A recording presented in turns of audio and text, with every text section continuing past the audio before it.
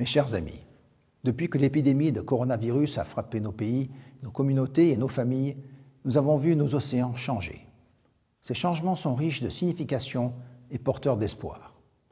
Ce sont des eaux plus claires car moins polluées, des espèces réapparaissant dans des zones jadis désertées, des écosystèmes retrouvant un peu de leur santé. En quelques semaines, nous avons vu que les évolutions de nos modes de vie avaient des conséquences immédiates sur l'état des mers.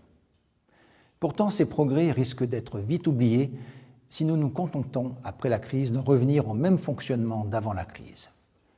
Si nous renouons avec notre modèle de développement égoïste et destructeur qui a tant abîmé les milieux marins.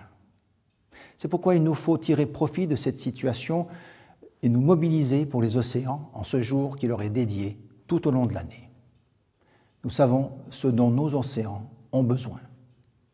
La lutte contre les pollutions, notamment plastiques, le développement d'une pêche et d'une aquaculture durable, la protection de la biodiversité.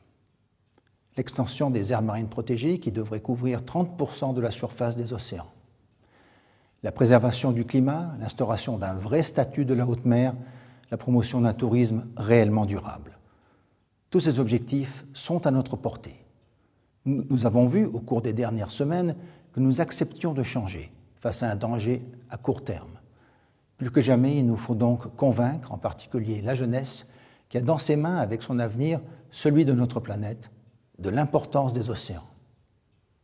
Alors que notre monde prend conscience de ses fragilités, alors que chacun s'interroge sur la manière de réinventer nos économies et nos sociétés, nous devons tous, nous mobiliser pour que les océans soient au cœur du monde qu'il nous faut reconstruire.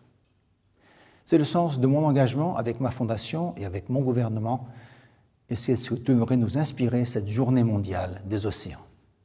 Je vous remercie.